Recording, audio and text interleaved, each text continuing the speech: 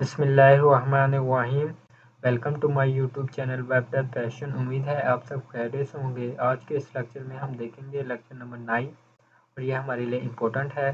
पिछले वाले जो हमारे 8 लेक्चर थे वो हमारे HTML के अबाउट थे। अब हमारा लेक्चर नंबर 9 CSS से स्टार्ट हो रहा है। ठीक है, तो हम देख लेते हैं CSS क्या है। CSS is a cascading style sheet. तो CSS ये प्रोग्रामिंग कोई लैंग्वेज नहीं है। ये CSS एक कैस्केडिंग स्टाइल शीट है जिसको हम यूज़ करते हैं स्टाइलिंग के लिए, डिज़ाइनिंग के लिए। ठीक है, तो HTML में हम स्ट्रक्चर बनाते थे। अब हम उस स्ट्रक्चर को डिज़ाइन कैसे करेंगे, उसका लेआउट कैसे डिज़ाइन करेंगे, ये हम CSS की मदद से देखने वाले हैं। ये CSS की कुछ लाइन्स हैं, ये मैं आपको बता देता हूँ। आपने जिस इनको as it is read out कर लेना है। ठीक है, तो CSS की मदद से हम पूरे जो पेज है उसको इसकी लुक चेंज कर सकते हैं। ठीक है, उसका हम टेक्स्ट कलर चेंज कर सकते हैं, उसका हम फ़ॉन्ट साइज चेंज कर सकते हैं, उसको हम फ़ॉन्ट अप्लाई कर सकते हैं, बैकग्राउंड इमेज लगा सकते हैं, बैकग्राउंड कलर चेंज कर सकते हैं और रिस्पॉन्सिव वेबसाइट बना सकते हैं यूजिंग मीडिया क्यूरी। कि आपकी वेबसाइट रिस्पॉन्सिव मोबाइल पर कैसे नज़र आएगी, टैबलेट पर कैसे नज़र आएगी और लैपटॉप पर कैसे नज़र आएगी। ठीक है, तो ये जस्ट आपने रीड आउट इनको कर लेना है। हम CSS की फाइल रीड करते हैं .css की मदद से। ठीक है, एक्सटेंशन है इसकी, जबकि हम HTML फाइल बनाते थे .html की एक्सटेंशन से। ठीक है, उसके बाद वो कहते हैं कि you can change the style of entire site by just editing the CSS file.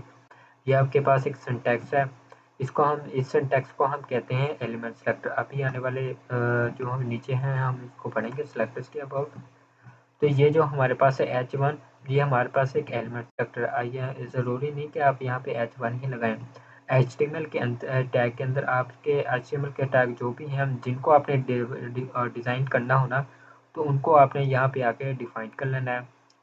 For example मैं पैराग्राफ को डिज़ाइन करना चाहता हूँ तो यहाँ पे H1 की जगह P लगाएं, फिर आप कर्ली ब्रेसेस लगाएं, ओपनिंग कर्ली ब्रेसेस क्लोजिंग। ठीक है, यहाँ पे आप इसकी प्रॉपर्टी, ये कलर है इसका ना, इसको हम कहते हैं प्रॉपर्टी। जो हम इसको, ये है बिलो इसकी वैल्यू, इसको हम प्रॉपर्टी कहते हैं और इसकी वैल्यू देते हैं। ठीक है, तो ये है इसकी एग्जांपल। तो नीचे उन्होंने यही लिखा कि H1 is a selector HTML element जो जिनको आपने डिज़ाइन करें उसको आप टारगेट करें और उसका आपको और उस पर आप प्रॉपर्टी और वैल्यूज़ पर अप्लाई करेंगे। ठीक है, उसके बाद फिर यहाँ पे उन्होंने नीचे ये 2 लाइनें हैं। ठीक है, तो ये 2 लाइनों में उन्होंने कहा हुआ कि आप अगर आपने मतलब कि एक प्रॉपर्टी और वैल्यू अप्लाई कर दी और उसके बाद आपने अगर दूसरी अप्लाई करनी है तो उसके बाद आप सेमीकोलन लाजमी लगाएं। ठीक है, यहाँ तक हमारी होगी एक प्रॉपर्टी अप्लाई, यहाँ पे हमारी होगी दूसरी प्रॉपर्टी अप्लाई, क्योंकि हमने सेमीकोलन ऐड कर दिया। ठीक है, उसके बाद नीचे हमारे पास है CSS कमेंट्स के अबाउट। तो CSS कमेंट्स हम HTML के अंदर हम ऐसे कमेंट करते थे। ठीक है, जबकि हम जो CSS के अंदर हम कमेंट करते हैं फॉरवर्ड स्लैश और एस्टेरिक, जहाँ पे ये हमारा कंटेंट है और जहाँ तक हमने कमेंट करना है तो वो तो लास्ट पर हम लगा देते हैं एस्टेरिक और फॉरवर्ड स्लैश। ये आपके MCQ के लिए इंपॉर्टेंट है। इसके बाद हम बात करते हैं CSS सेलेक्टर की। तो CSS selector are the pattern used to select the element you want to style. आप जिस एलिमेंट को स्टाइल करना चाहते हैं उसको आप सेलेक्टर बना सकते हैं। ठीक है, तो ये नीचे कुछ सेलेक्टर है। ठीक है, selector is an HTML tag which style will be applied. वही बात कि HTML का टैग आप लें, उसको आप डिज़ाइन करें, उसका आप सेलेक्टर बना सकते हैं। लाइक एज आप H1 का ले, P का ले, div का ले, टेबल का ले। ठीक है, तो यहाँ पे उन्होंने प्रॉपर्टी के बारे में डिफाइन किया, कहा हुआ है। उसके बाद वैल्यू क्या है जी, जो ऊपर मैंने आपको बताई है वही उन्होंने यहाँ पे डिफाइन किया कि आप H1 अप्लाई करें। तो यहाँ पे ये हमारी प्रॉपर्टीज़ हैं, ये उसकी वैल्यूज़ हैं। ठीक है, उसके बाद हमारे पास नीचे आ जाता है, हमारे पास ये सेलेक्टर्स हैं। हमारे पास है क्लास सेलेक्टर, क्लास को हम डॉट से रिप्रेजेंट करते हैं। Select all the elements with class भी हमारे जो वेबसाइट है उसके अंदर पेज के अंदर, उस पेज के अंदर जितने भी क्लासेस होंगी ना डॉट इंटू की, उन सबको टारगेट कर लेगा। ठीक है, तो उसके बाद हमारे पास है ID सेलेक्ट, इसको हम हैश से रिप्रेजेंट करते हैं। ये सिर्फ उन्हीं को टारगेट करेगा जिनकी ID फर्स्ट नेम होगी। ठीक है, अगर हमने मल्टीपल साइट पर मल्टीपल हमने डिज़ाइनिंग करनी तो उसको हम क्लास का नाम देते हैं। लेकिन अगर हमने अपने पेज में कोई यूनिक डिज़ाइन करना है तो उसके लिए हम एक ID सेलेक्टर का यूज़ करते हैं। ये नीचे ID सेलेक्टर के बारे में 3 लाइन्स है, ये आपने इनको लास्ट भी रीड आउट करना है, वही है जो मैंने आपको बताई है। उसके बाद ये नीचे टेबल है। ठीक है, ये इसमें से जो हमारे पास इंपॉर्टेंट है MCQs के लिए, ये है, एक ये वाला है और एक ये वाला, ये MCQs के लिए इंपॉर्टेंट है। ठीक है, उसके बाद फिर हमारे पास है जी CSS इंसर्शन, कि हम HTML के अंदर CSS किस तरह इंसर्ट कर सकते हैं। इसके ये हमारे पास एक शॉर्ट क्वेश्चन भी आ सकता है। मोस्टली हमारे पास शॉर्ट क्वेश्चन ही आएगा, ठीक है। कि CSS कितनी तरह के होते हैं। 3 तरह के जी हमारे पास CSS होते हैं। एक हमारे पास एक्सटर्नल CSS होते हैं, एक इंटरनल CSS होते हैं और एक इनलाइन CSS होते हैं। तो आपने जस्ट इनके नाम लिखकर आने हैं। अगर आपको शॉर्ट में आता है, अगर आपको लॉन्ग में आता है तो आपने थोड़ी सी इसकी डेफिनेशन लिखानी है, ठीक है। तो सबसे पहले हम बात करते हैं external CSS। With an external style sheet you can change the look of an entire page by changing the just on one file. कि अगर आप एक्सटर्नल शीट बनाएंगे, ठीक है, तो वो जो एक्सटर्नल शीट बनेगा उस पर आप सिर्फ CSS ही अप्लाई करेंगे, ठीक है। वन पेज के आपकी CSS होगी, वो सारे मतलब कि ना आपकी वेबसाइट पर अप्लाई होगी। तो CSS की फाइल को हम लिंक करते हैं हेड के अंदर। इसके अंदर हम जावास्क्रिप्ट की भी फाइल को लिंक कर सकते हैं, कोई लाइब्रेरी उसको भी लिंक कर सकते हैं, कोई फ़ॉन्ट हमने अप्लाई किया है उसकी वेबसाइट को भी लिंक कर सकते हैं, CDN को भी लिंक कर सकते हैं, ठीक है। तो ये तो हमारी बात होगी एक्सटर्नल CSS की, ठीक है। उसके बाद इंटरनल CSS की बात हम करते हैं। ये भी हम हेड के अंदर ही अप्लाई करते हैं, लेकिन सिर्फ फ़र्क इतना है कि हम उसके अंदर एक स्टाइल का एट्रीब्यूट दे देते हैं, ठीक है। तो ये मैं अभी आप लोगों को प्रैक्टिकल करके दिखाऊंगा। उसके बाद हम बात करते हैं इनलाइन CSS की। तो इनलाइन CSS की प्रायोरिटी सबसे पहले MCQ है, अभी इसकी प्रायोरिटी ज़्यादा होती है। और यहाँ पे जो हमारे पास एलिमेंट है ना, उसके स्टार पर हम ये अप्लाई कर सकते हैं इनलाइन CSS, ठीक है। तो इनलाइन CSS किस लिए यूज़ होती है, ये मैंने जो हमारे पास आपके पास ब्लू लाइन्स की ये जो लाइन्स हैं, ये आपने लाजमी रीड आउट करनी है। एडिशनल मैंने ये लाइन्स लिखी हुई है, ठीक है। तो हम चलते हैं हम अपने ब्राउज़र में। ये आपके पास बॉयलर प्लेट कोड है। सबसे पहले हम बात करते हैं CSS के। ये मैंने एक CSS की फाइल बनाई है main.css के नाम से। तो यहाँ पे सबसे पहले हम इसको लिंक करते हैं। मैं करता हूँ जी लिंक, ठीक है। तो यहाँ पे मेरे पास जो फाइल है ये हमारे पास एक्सटर्नल फाइल लिंक होगी, ठीक है। तो यहाँ पे मैं आता हूँ, यहाँ पे मैं एक पैराग्राफ लिया, तो यहाँ पे मैं इसको ना पैराग्राफ को मैं फॉर एग्जांपल 100 इसके वर्ड ऐड कर देता हूँ, सेव करता हूँ। अब मैं चलता हूँ अपने P, तो मैं P पर जाता हूँ, मैं इसको कर देता हूँ बैकग्राउंड कलर मैं करता हूँ एक्वा, ठीक है। इसका कलर मैं कर देता हूँ जी ब्लैक, ठीक है। तो अब जाते हैं, मैं इसको ना अपने ब्राउज़र पर रन कर लेता हूँ। जैसे कि मैंने आपको बताया लाइव सर्वर की एक्सटेंशन मैंने आपको दिखाई थी, वो आपने कर लेनी है। तो यहाँ पे मैं लाइव सर्वर ओपन कर रहा हूँ, ठीक है। तो ये हमारे पास आ चुकी है। तो इसके बाद मैं एक पी का टैग लगाता हूँ, ठीक है। इसको मैं सेम एज इट इज़ इसको कर लेता हूँ कॉपी। इसको मैं 2-3 बार जब मैं कॉपी करूँगा ना, तो मैं इसको करता हूँ पेस्ट, ठीक है। तो ये देख सकते हैं, ये जितने भी हमारे पास पेज के अंदर पी के टैग इसने सबको सेलेक्ट कर लिया, ठीक है। तो ये कॉन्सेप्ट है एक्सटर्नल CSS का। अब हम बात करते हैं इंटरनल CSS की। तो इंटरनल CSS में आप हेड के अंदर आते हैं, यहाँ पे आपने स्टाइल का एट्रीब्यूट देना है। तो यहाँ पे भी मैं एक बॉडी को फॉर एग्जांपल मैं टारगेट कर लेता हूँ। मैं कहता हूँ कि पूरी मेरी जो बॉडी है उसको बैकग्राउंड कलर दे दो, मैं कहता हूँ जी ये वाला कलर दे दो उसको, ठीक है। अब मैं करता हूँ ब्राउज़र पर, तो ये देख सकते हैं मेरे पास पूरी बॉडी पर बैकग्राउंड कलर अप्लाई हो चुका है। ये तो होगी हमारी इंटरनल CSS। अब हम बात करते हैं इनलाइन CSS की। इनलाइन CSS देनी हो आपने आपके पास जो एलिमेंट है ना, आपके पास जो स्टार्टिंग टैग है उस वहाँ पे आपने जाना है। वहाँ पे आपने स्टाइल का एट्रीब्यूट देना है। जो भी आपने कोई स्टाइलिंग अप्लाई करनी है ना, वो आपने यहाँ पे दे देना। मैं फॉर एग्जांपल बैकग्राउंड ब्राउन कर देता हूँ।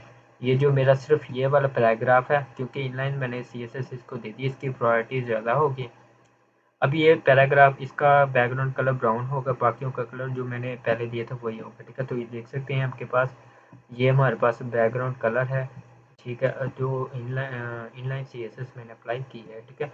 तो ये तीनों CSS मैंने आप लोगों को अप्लाई करके दिखा दी है, ठीक है। उसके बाद फिर हमारे पास आ जाता है जी CSS बैकग्राउंड की प्रॉपर्टीज़। तो CSS बैकग्राउंड की प्रॉपर्टी के लिए बैकग्राउंड कलर तो मैंने आपको बता दिया। अगर हमें किसी टेक्स्ट का कलर चेंज करना तो उसके लिए हम कलर की प्रॉपर्टी यूज़ करते हैं। उसके बाद बैकग्राउंड इमेज का कॉन्सेप्ट है, बैकग्राउंड इमेज हमने अप्लाई करनी है। तो यहाँ पे मैं आपको दिखा देता हूँ, बैकग्राउंड इमेज की हमने अप्लाई करनी है। फिर उसके बाद हमने इसकी पोजीशन सेट करनी है। फिर उसके बाद नो रिपीट करना है, ठीक है। ये सारी चीज़ें हम अभी देखेंगे। फिर उसके बाद horizontally X axis repeat, Y axis repeat, ठीक है। तो ये सारी अभी हम इसमें देख लेते हैं। तो मैं बॉडी के अंदर ही मैं अपनी इमेज को लगाता हूँ। मैं कहता हूँ जी बैकग्राउंड इमेज, यहाँ पे आपने URL देना है। तो कोटेशन मार्क्स ऐड करके आपके पास एक पाथ आ जाएगा, इसको मैं करता हूँ सेव। अब मेरी बैकग्राउंड इमेज लग चुकी है, ठीक है। पैराग्राफ के लिए मैं यहाँ पे इसको ना जो इसको मैं स्क्रॉल बार लेने के लिए ना इसको कॉपी पेस्ट कर लेता हूँ, ठीक है। तो इसको मैंने किया सेव। तो देख सकते हैं हमारे पास एक पैराग्राफ मतलब कि इमेज आ चुकी है। ठीक है, इमेज तो आ चुकी है, लेकिन मैं इधर इनको ना स्टाइलिंग जो भी है मैं चलो रहने देता हूँ। ठीक है, हमारे पास ये इमेज लग चुकी है। अब ये जो इमेज लग चुकी है, मैं इनको जो इनका कलर है वो मैं रिमूव कर देता हूँ। ठीक है, ये इसका भी मैंने कलर रिमूव कर दिया। बैकग्राउंड इमेज, इसके बाद पैराग्राफ है, इसका भी मैंने रिमूव कर दिया। तो प्रोफेसर पे चलते हैं। ठीक है, तो इसका इंटरनल वाला इनलाइन वाला आई थिंक लगा हुआ है। हाँ सॉरी, वो नीचे अप्लाई हुआ है, तो इनको मैं जल्दी से रिमूव कर देता हूँ।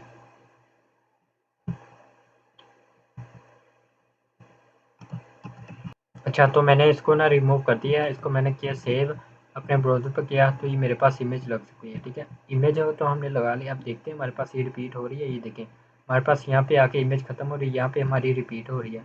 अब मैं यहाँ पे आता हूँ, मैं कहता हूँ जी जो मेरी बैकग्राउंड इमेज है ना वो रिपीट हो रही है, तो मैं इसको कहता हूँ बैकग्राउंड रिपीट। मैं कहता हूँ जी नो रिपीट। नो रिपीट मैं जब लगाऊंगा तो ब्राउज़र पर क्या, तो ये देख सकते हैं हमारे पास नो रिपीट आ चुकी है। ठीक है, उसके बाद अब हमने इमेज को रिस्पॉन्सिव भी बनाना है और इसको बैकग्राउंड पोजीशन सेंटर भी देनी है। सबसे पहले हम इसको पोजीशन देते हैं, बैकग्राउंड पोजीशन सेंटर। ठीक है, सेव किया, ब्राउज़र पे किया, ये हमारी पिक्चर सेंटर में आ चुकी है। अब हमने इसको रिस्पॉन्सिव बनाना है, तो रिस्पॉन्सिव के लिए अब हम यूज़ करते हैं बैकग्राउंड साइज कवर का यूज़ करते हैं। ठीक है, तो इसको किया सेव। तो देख सकते हैं आपके पास अभी हमारे पास इमेज जो है ना रिस्पॉन्सिव है। तो यहाँ पे आए तो आप यहाँ पे देख सकते हैं, ये देखें, ये जितनी बड़ी आप कर ले, ये देखिए आपके पास इमेज रिस्पॉन्सिव हो रही है। ठीक है, उसके बाद बैकग्राउंड पोजीशन। ठीक है, अब तो ये तो होगी हमारे पास बैकग्राउंड रिपीट नो रिपीट। यहाँ पे इसको मैं कमेंट कर देता हूँ। ठीक है, तो यहाँ पे आ गया। ठीक है, अब तो हमारे अब हमने बैकग्राउंड एक्स एक्सिस रिपीट करनी है। बैकग्राउंड पोजीशन एक्स एक्सिस मैं कहता हूँ जी राइट साइड कर दो, तो ये राइट साइड पर जो ये देखिए राइट साइड पर बाय डिफ़ॉल्ट लेफ्ट पर होती है। ठीक है, सेम इसी तरह मैं वाई पर कर देता हूँ, मैं कहता हूँ जी बॉटम, तो वाई की साइड पर, तो ये बॉटम पर हो जाएगी। ठीक है, तो यहाँ पे सेव किया, तो देख सकते हैं वाई साइड पर बॉटम पर हो चुकी है। ठीक है, तो ये थी कुछ इसकी बैकग्राउंड की प्रॉपर्टीज़ जो मैंने आपको रेडी करके दे दी हैं। अब हम बात करते हैं क्लास सेलेक्टर, आईडी सेलेक्टर। ठीक है, तो ये तो हमारे पास जो बनाया, ये तो हमारे पास एक एलिमेंट सेलेक्टर है। यहाँ पे मैंने आपको पी का भी दिखाया है, वो तो हमारे पास एक एलिमेंट सेलेक्टर है, वो तो हमने बना लिया। अब हम बात करते हैं क्लास सेलेक्टर की। अगर हमने मल्टीपल चीज़ों को डिज़ाइन करना हो ना, तो उसके लिए हम रिप्रेजेंट करते हैं। मैं कहता हूँ जी क्लास डैश वन, ये मैंने इस पर क्लास अप्लाई कर दी। इस मैंने क्लास को अप्लाई कॉपी किया, कॉपी करके मैंने क्लास को हम डॉट से रिप्रेजेंट करते हैं, तो वो उस पर आपने क्लास का नाम दे देना और यहाँ पे आपने वो जो कर्ली ब्रेसेस है वो यहाँ पे आपने वो ऐड कर देना। ठीक है, तो यहाँ पे मैं कहता हूँ जी बैकग्राउंड कलर, मैं कहता हूँ जी इसका जो बैकग्राउंड कलर एक्वा कर दो। अब मेरे जितने जितने भी पी की बात होगी ना, तो मैं पिक्चर को मैं रिमूव कर देता हूँ, बल्कि रिमूव नहीं, मैं ना इनकी प्रॉपर्टीज़ कमेंट आउट कर देता हूँ ताकि आपको मज़ीद क्लियर हो सके। ठीक है, तो मैं ब्राउज़र पे जाता हूँ। ठीक है, अब होगी, तो ये देख सकते हैं हमारे पास जो पैराग्राफ है, क्लास है ना, हमने जैसे इसको क्लास की है, ये तो हमारी होगी क्लास। सेम इसी तरह अगर हमने कोई और भी मल्टीपल हमने स्टाइलिंग अप्लाई करनी हो ना, तो उसके लिए भी हम क्लास ही यूज़ करते हैं, ना कि हम आईडी यूज़ करें। ठीक है, तो आप क्लास यहाँ पे आप चेंज भी कर सकते हैं ना क्लास का नाम। ठीक है, तो मैं फ़िलहाल वक्ती तौर के लिए मैं इसको सेम ही रहने दे रहा हूँ। ठीक है, तो ये देख सकते हैं जितनी भी क्लासेस हैं मेरे पास अप्लाई हो चुकी हैं। अगर आपने यूनिक अपने पेज में यूनिक डिज़ाइन देना है, तो उसके लिए आप एक आईडी का जो है ना आईडी सेलेक्टर को यूज़ करते हैं। मैं कहता हूँ जी आईडी डैश वन, ये मैंने एक आईडी दे दी, तो आईडी का मैंने किया कॉपी करके आईडी को हम किस से रिप्रेजेंट करते हैं, अभी मैंने आपको बताया इसको हैश से रिप्रेजेंट करते हैं।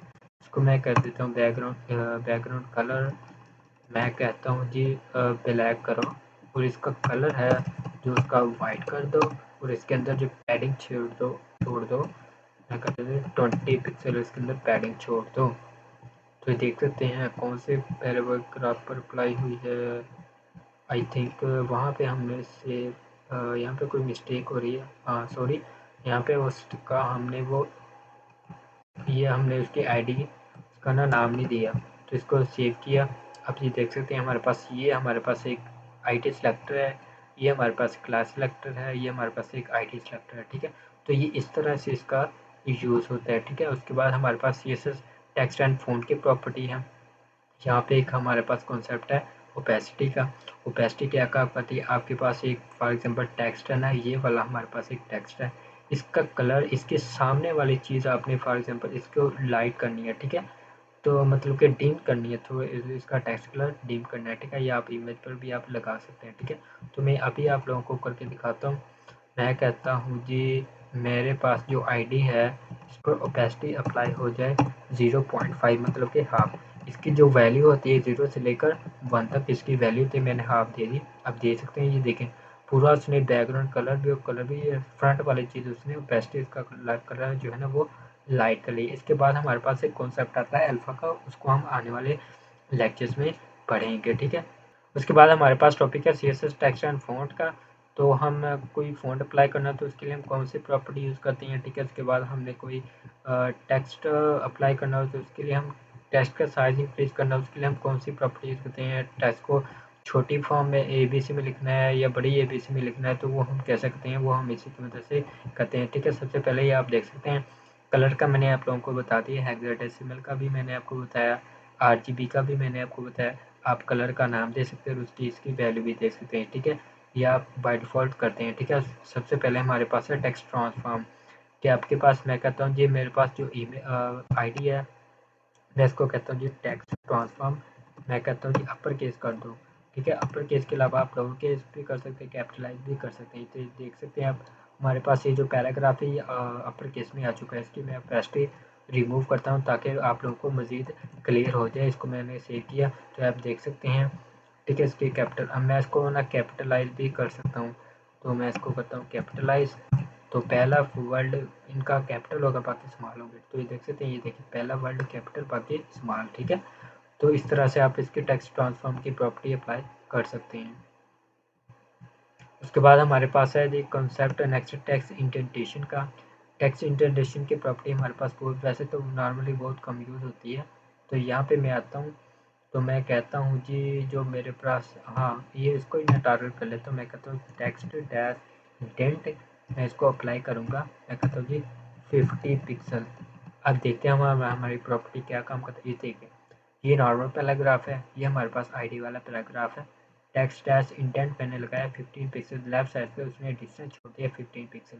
तो अगर आपने यहाँ से स्टार्ट से कोई डिस्टेंस छुड़वाना होना तो आप यहाँ से टेक्स्ट डैश इंडेंट की आप प्रॉपर्टी यूज़ कर सकते हो। उसके बाद CSS फॉन्ट फैमिली एक जेनेरिक टाइप है और एक फॉन्ट फैमिली टाइप है। तो इनको आपने रीड आउट करना है, तो आपने अगर फ़ॉन्ट अप्लाई करना है तो उसके लिए आप प्रॉपर्टी एक यूज़ करते हैं फ़ॉन्ट फैमिली। तो मैं इस पर ही अप्लाई कर देता हूँ। किसी एलिमेंट पर आपने कोई फ़ॉन्ट अप्लाई करना तो उसके लिए हम प्रॉपर्टी यूज़ करते हैं फ़ॉन्ट फैमिली की। तो फ़ॉन्ट फैमिली के मैंने इसको किया सेव। तो ये 3 फ़ॉन्ट इधर मुझे बाय डिफ़ॉल्ट दे रहा है, इसको मैंने किया सेव। तो ये देख सकते हैं पूरी नहीं जो हमने आईडी दी है ना, इस पर ये इसने फ़ॉन्ट अप्लाई कर दिया। मैं फॉर एग्जांपल इसको ले जाता हूँ, इसको लेके मैं कहता हूँ जी पूरी बॉडी पर ये फ़ॉन्ट अप्लाई कर दो। तो मैं यहाँ पे आया, यहाँ पे आके मैंने पूरी बॉडी पर ये फ़ॉन्ट अप्लाई कर दिया, ठीक है। सॉरी यहाँ पे, तो इसको किया सेव। अब ये पूरी बॉडी पर ये देखिए फ़ॉन्ट अप्लाई हो चुका है, ठीक है। तो फ़ॉन्ट फैमिली इस तरह से वर्क करती है। उसके बाद हमारे पास है फ़ॉन्ट डैश स्टाइल, हम इटैलिक भी दे सकते हैं, ओब्लिक भी दे सकते हैं, ठीक है। उसके बाद फ़ॉन्ट डैश साइज़, हमारे पास कोई टेक्स्ट है, कोई एलिमेंट, इसको टेक्स्ट साइज़ हमने इंक्रीज़ करना है तो उसके लिए हम फ़ॉन्ट डैश साइज़ का प्रॉपर्टी का यूज़ करते हैं। हमारे पास 2 तरह के साइज़ है, एक एब्सोल्यूट साइज़, एक रिलेटिव साइज़। एब्सोल्यूट साइज़ जिनको हम फिक्स साइज़ दे सकते हैं, चेंज नहीं कर सकते, जबकि हम रिलेटिव साइज़ जिनको हम चेंज कर सकते हैं, ठीक है। उसके बाद हमारे पास हमें जो साइज़ है पिक्सल में भी दे सकते हैं, EM में भी दे सकते हैं हम, ठीक है। और हम परसेंटेज में भी दे सकते हैं, लेकिन अगर हम रिस्पॉन्सिव के लिए यूज़ करें तो हम EM ही यूज़ करते हैं। 1 EM किसके इक्वल होता है, 16 पिक्सल, ठीक है। तो ये इस बात का आपने MCQ ध्यान रखना है। तो यहाँ पे हम आते हैं, यहाँ पे मैं कहता हूँ जी जो मैंने आईडी है मैं इसको कहता हूँ फ़ॉन्ट डैश साइज़, मैं कहता हूँ जी 2 EM, 2m which is equal to 22 pixel. ये देखिए आपके पास पैराग्राफ है, ये हमारे पास 22 पिक्सल टाइप आ चुका है, ठीक है, 32 पिक्सल। सेम उसी तरह उसके बाद फिर हमारे पास परसेंटेज भी आप देख सकते हैं, ये परसेंटेज की इन्होंने नीचे एग्जांपल दी हुई है, ठीक है, तो ये आपने देख लेनी है। उसके बाद यहाँ पे आप लोगों के एग्जाम में क्वेश्चन आ रहा होगा कि जो हमने फ़ॉन्ट अप्लाई किया ना, तो ये देख सकते हैं फ़ॉन्ट फैमिली, अगर हमारा कोई ब्राउज़र ये वाला फ़ॉन्ट सपोर्ट नहीं कर रहा तो ये वाला अप्लाई करेगा, अगर ये नहीं कर रहा तो ये वाला अप्लाई करेगा, ठीक है। आने वाले लेक्चर में हम देखेंगे कि हम कस्टम फ़ॉन्ट कैसे अप्लाई कर सकते हैं, वो भी हम आने वाले वीडियो में देखेंगे। फिर हम हैंड आउट के अकॉर्डिंग चल रहे हैं, ठीक है। तो जो हैंड आउट में था प्रैक्टिकल करवाने वाला वो मैंने आप लोगों को बता दिया। इसमें जो शॉर्ट क्वेश्चन आ सकते हैं वो हमारे पास आता है इसके CSS कितनी तरह के हैं, कौन कौन से उनके आप नाम लिखें। तो यहाँ तक थी हमारी वीडियो। तो अगर आप लोगों को ये वीडियो अच्छी लगी हो तो सब्सक्राइब करें, लाइक करें और अपने दोस्त के साथ शेयर करें।